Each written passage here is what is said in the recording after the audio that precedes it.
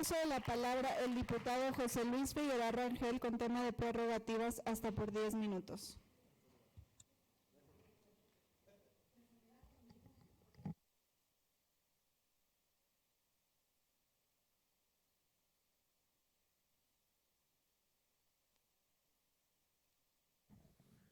Con su permiso, diputada presidenta. Adelante, diputado. Y pedirle a la segunda secretaria marque el tiempo, por favor, porque se le ha estado pasando de manera muy respetuosa para que no nos excedamos. Nadie, ¿verdad? Sí. Primera escena. Enero de 2021. Fuimos convocados alcaldes de distintos municipios a la entrega de motopatrullas y patrullas para la seguridad preventiva municipal. Estábamos viviendo la pandemia, una oleada fuerte por el invierno, y termina el evento y el gobernador nos pide a los alcaldes allí presentes, en ese entonces Alejandro Tello, que le hagamos planteamientos sobre problemas que estamos enfrentando.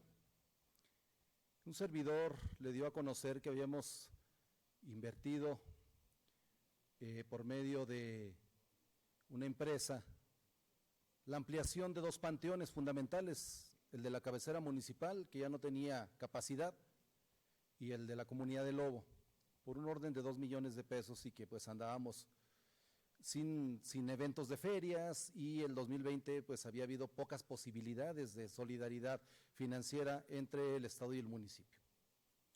Dijo, cuenta con 1 millón de pesos, hazlo conducente por medio del secretario general de gobierno y hazle llegar también los expedientes a finanzas, a Jorge Miranda. Lo hicimos. Esa es parte de la escena número 1.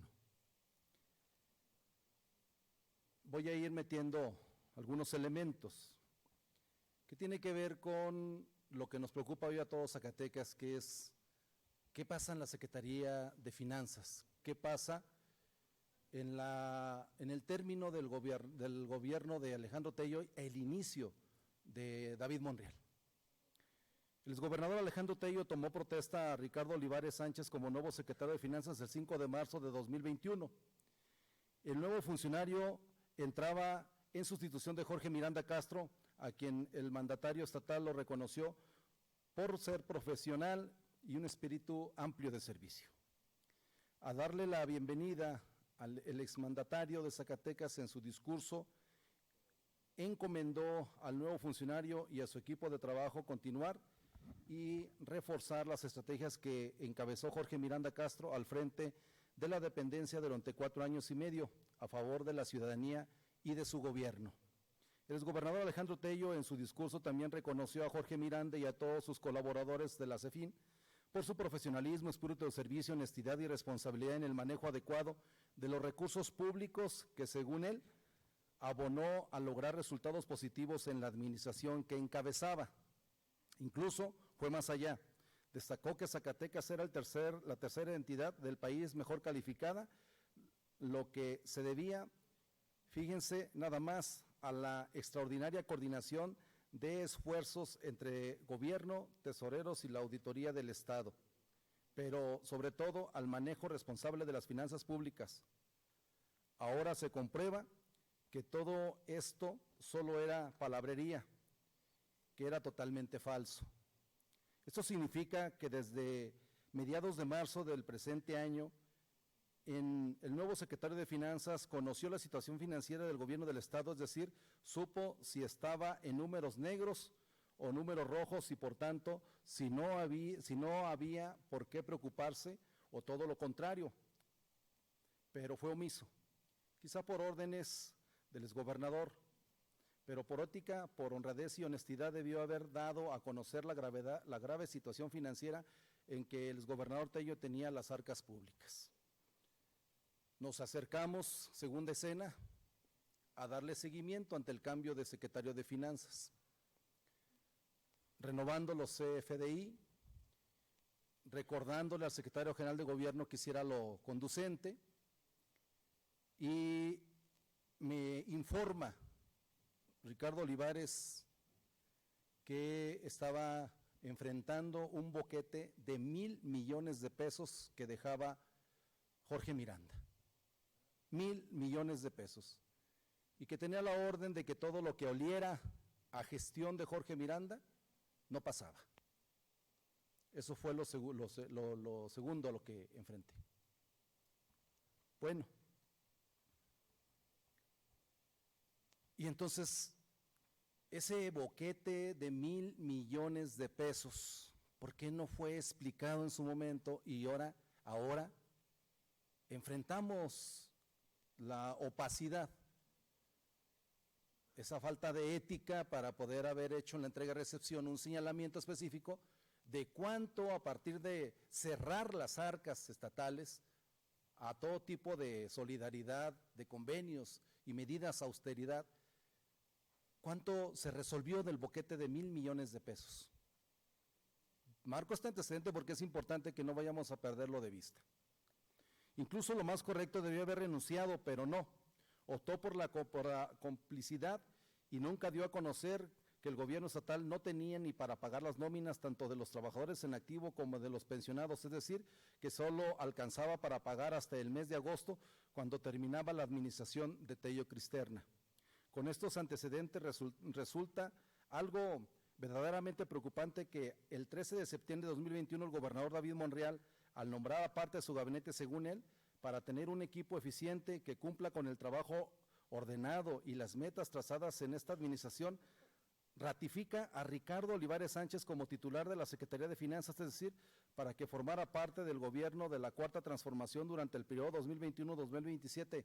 O sea, se está premiando la ineficiencia, la opacidad, las graves omisiones en que incurrió dicho funcionario. Y los hechos agravian aún más la crisis que se vive en materia financiera, porque no solo no actuó de inmediato, sino que se dejó pasar los problemas de manera temeraria, porque no solo era la falta de liquidez para pagar al magisterio al de la sección 58 del CENTE, sino también incluso habiendo recursos en el ICESAC, no se pagaron las pensiones de manera oportuna, pero además nunca se refirieron a la falta de pago también para los trabajadores de la educación pertenecientes al COBAES, a la telesecundaria, CECITES y CONALEP. También fue omisión con conocimiento de causa el secretario de Finanzas, en virtud de que no reconoció que tampoco había para pagar salarios y prestaciones a los trabajadores del gobierno del Estado. Ahora dirían que ya se les pagó las quincenas que se adeudaban, sin embargo, el daño causado a los trabajadores y sus familias ya está hecho y es inadmisible desde todos los puntos de vista, ya sea por irresponsabilidad, incapacidad o ambas cosas. El secretario de Finanzas, en el colmo de la opacidad, nunca ha dicho a cuánto asciende el adeudo de las diversas instituciones educativas que cobran impuestos a sus trabajadores, pero no los enteró a la Secretaría de Hacienda, tampoco las cuotas correspondientes al ISTESAC.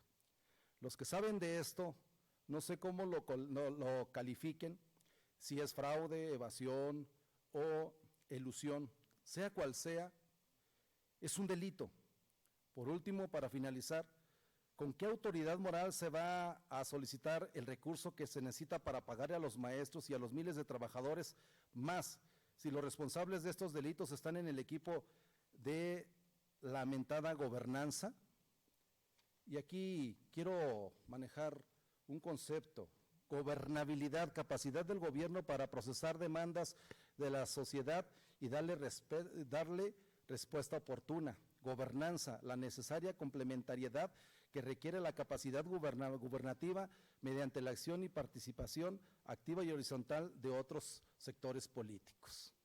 Por eso yo he señalado la necesidad de separar el término gobernanza con la gobernabilidad. ¿Se concesiona el poder público? Cuidado. Hago algunas preguntas. ¿Cuál ha sido su papel frente a este problema financiero en que está inmerso el gobierno del Estado? ¿Qué ha hecho, Ricardo? ¿Informó de esto en su momento al exgobernador Tello Cristerna cuándo y en qué términos? ¿Informó de esto al gobernador Monreal ¿Cuándo ya? ¿En qué términos? ¿Cómo piensa saldar los adeudos de las diferentes dependencias, tanto de la Secretaría de Hacienda y del ISTESAC? En fin, es necesario que esta soberanía tome cartas en el asunto en lo inmediato. Y un segundo tema vinculado, la diputada Imelda Mauricio, el diputado Armando Delgadillo les tocó atender a una comisión, representantes a los que se les denominó pensionados dorados o pensiones doradas, 114 pensionados que nos dejan este escrito por medio del presente y en representación de los 114 jubilados afectados en la retención de nuestro salario desde el 15 de septiembre de 2021, acudimos a usted para solicitar que, en virtud de la retención ilegal de nuestro salario de jubilación desde hace 2 meses con 15 días, ganado conforme a derecho, se nos pague de inmediato con base al artículo 14 constitucional de los Estados Unidos mexicanos, lo que nos ampara, pero que no se lesionen nuestras percepciones de vida. Solicitamos el pago urgente e inmediatamente a los jubilados. Todos hemos desempeñado legalmente nuestro trabajo por más de 30 años en servicio de la educación, cumpliendo con los requisitos que la ley demandó para percibir nuestra pensión.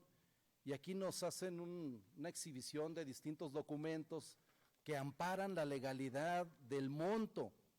Otra cosa es revisarlo y reconvenir, pero es inadecuado la retención de sus pensiones porque en consecuencia traen para concluir, diputado. Gracias. Pago de colegiaturas, pago de créditos bancarios, obligaciones familiares, obligaciones personales, obligaciones financieras, el pago de viviendas, el pago de hipotecas, el pago de algún vehículo, es decir, un sinfín de alguien con el monto que percibe que tiene la posibilidad de convenir y que no es posible que haya esta insensibilidad y se retenga el pago de pensión. No está en la posibilidad del gobernador dar esa orden. No tiene la autoridad para ordenar la retención de 114 pensiones y menos haberlas dicho en esa etiqueta de pensiones doradas. No, hay que revisar por qué fueron otorgadas, hay que analizar y reconvenir. Ellos inclusive manifiestan voluntad para reconvenir, pero dicen, pero por favor, entonces si lo permitido es menos de 50, pues denos por lo pronto porque no podemos ya con los compromisos. Es un llamado urgente y Gaby, me sumo desde ahorita a que la comparecencia el día de mañana sea efectiva, se lleve a cabo de Ricardo Olivares. Es cuanto, diputada presidenta. Gracias, diputado. Buenas noches, diputada presidenta.